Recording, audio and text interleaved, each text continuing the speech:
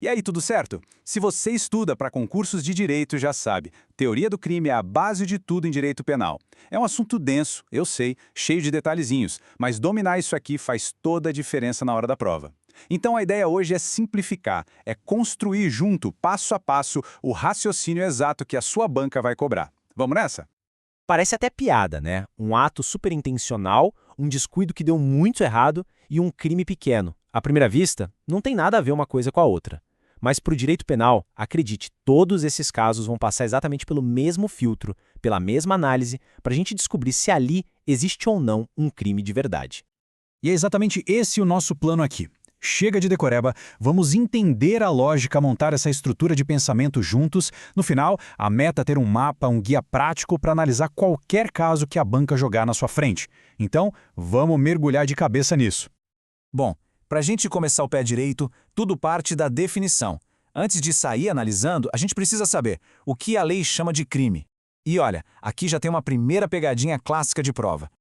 A diferença, no fim das contas, é bem mais simples do que parece. O critério que o Brasil usa é o da pena. É só olhar para ela. Se a lei diz que a pena é de reclusão ou detenção, pronto, é crime. Agora, se a pena for de prisão simples ou só uma multa, aí a gente está falando de uma contravenção penal. Moleza, né? Isso está lá no artigo 1º da Lei de Introdução ao Código Penal.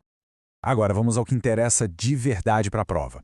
O conceito que a gente precisa dominar é o analítico. É ele que dá o método, a ferramenta.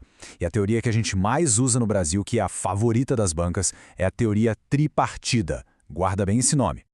Pensa nessa teoria como um checklist de 3 etapas. Para existir um crime, a gente precisa dar um ok nos 3 itens e tem que ser nessa ordem, viu? Se falhar em qualquer um deles, a casa cai. Não tem crime. Primeiro, o fato é típico. Se for, a gente avança. Ele é ilícito? Se for também, aí sim vamos para a última etapa. O agente é culpável?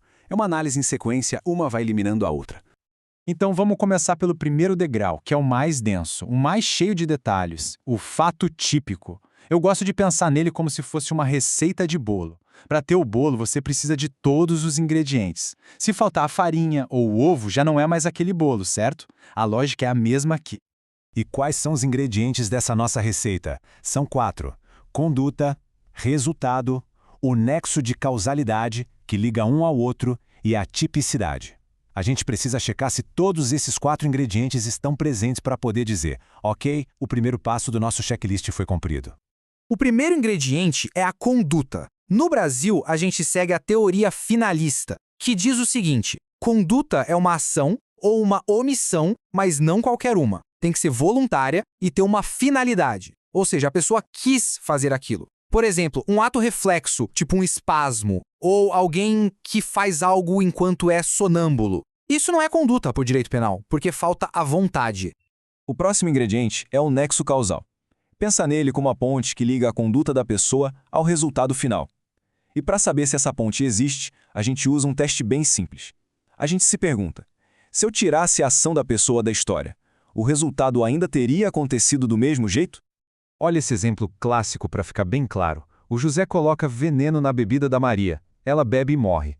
Agora vamos fazer o teste. Se a gente apagar a ação do José, se ele não tivesse colocado veneno, a Maria teria morrido? Claro que não. Então, bingo, a conduta dele foi a causa da morte. Existe nexo causal. Agora a coisa complica um pouquinho, e é aqui que a banca adora testar a gente. A Maria bebeu veneno, sim, mas logo depois ela é atingida por um raio e morre por causa do raio. E aí?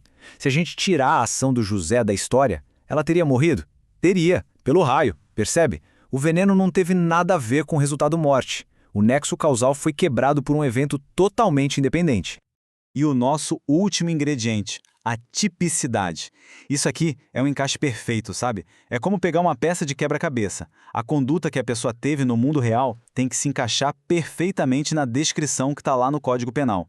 Se a lei descreve o crime de furto como subtrair coisa alheia móvel, a ação da pessoa tem que ser exatamente essa. Simples assim. Beleza. Digamos que a nossa receita do fato típico está completa. Todos os ingredientes estão lá. A análise para por aí? Não. Agora a gente precisa dar um passo a mais e olhar para dentro da conduta, para a mente da pessoa. Ela agiu com intenção, o famoso dolo, ou foi por descuido, a chamada culpa? Essa diferença é absolutamente crucial. E aqui, Atenção máxima. Esse é um ponto de ouro para qualquer prova. A linha que divide o dolo eventual da culpa consciente é muito, muito fina, e as bancas amam explorar essa confusão. Mas a gente vai resolver isso agora, de uma vez por todas. O segredo está na atitude da pessoa. Então vamos lá. O pulo do gato é esse. No dolo eventual, a pessoa até prevê que o resultado ruim pode acontecer. Mas ela não se importa, ela assume o risco. É o famoso dane-se. O pensamento é, se acontecer, aconteceu. Já na culpa consciente, a pessoa também prevê o perigo, mas ela acredita de verdade que com a habilidade dela nada vai acontecer. Ela não aceita o resultado. A diferença está toda aí. Um assume o risco, o outro não. Certo? Já entendemos os elementos do crime, agora vamos analisar a sua linha do tempo. O tal do iter criminis, nome chique, né? Nada mais é do que o caminho que o crime percorre desde a primeira ideia na cabeça da pessoa até a sua conclusão. Esse caminho tem 4 paradas. A primeira é a cogitação, a fase das ideias. Isso nunca é punível, tá? Pensar em cometer um crime não é crime. Depois vem os atos preparatórios, tipo comprar uma arma. A regra é que eles também não são puníveis. O jogo só começa a valer mesmo na terceira parada, a execução. É a partir daqui que o direito penal entra em campo. E a última parada é a consumação, quando o crime acontece por completo. E aí surge aquela dúvida clássica. E se a pessoa começa a executar o crime, mas não termina? Foi tentativa ou foi desistência voluntária? Para matar essa charada, tem um macete ótimo, a fórmula de Frank. É assim, na tentativa, alguma coisa de fora impede a pessoa de continuar. A polícia chega, a arma falha, ela queria continuar, mas não podia. Já na desistência, ela podia continuar, mas por vontade própria, resolveu parar. Ela pode, mas não quer. Dá uma olhada nesse quadro. Ele é um resumo de ouro para a revisão. Repara na diferença das consequências, que é o que importa. Na tentativa, a pessoa responde pelo crime que ela queria cometer, só que com a pena reduzida.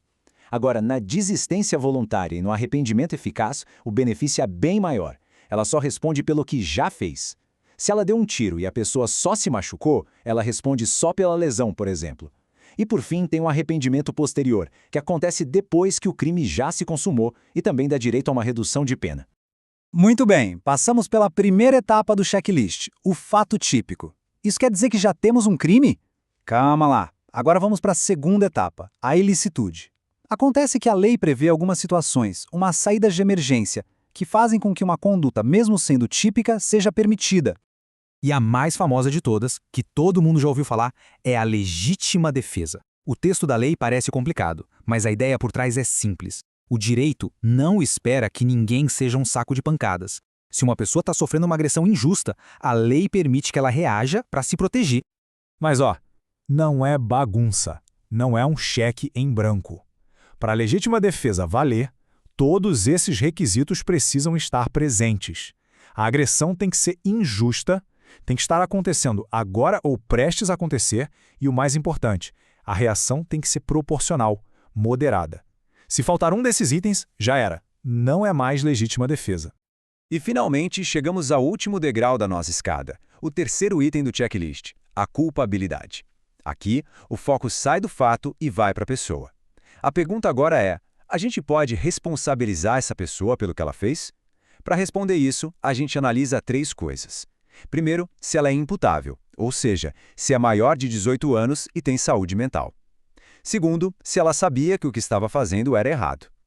E terceiro, se naquela situação era justo exigir que ela agisse de outro jeito. Se a resposta for sim para essas 3 perguntas, aí sim fechou o ciclo. Fato típico, ilícito e culpável. Temos um crime. E essa é a ferramenta. É com essa análise que se resolve qualquer caso. E a pergunta que fica é, qual vai ser o próximo caso que você vai desvendar usando essa lógica?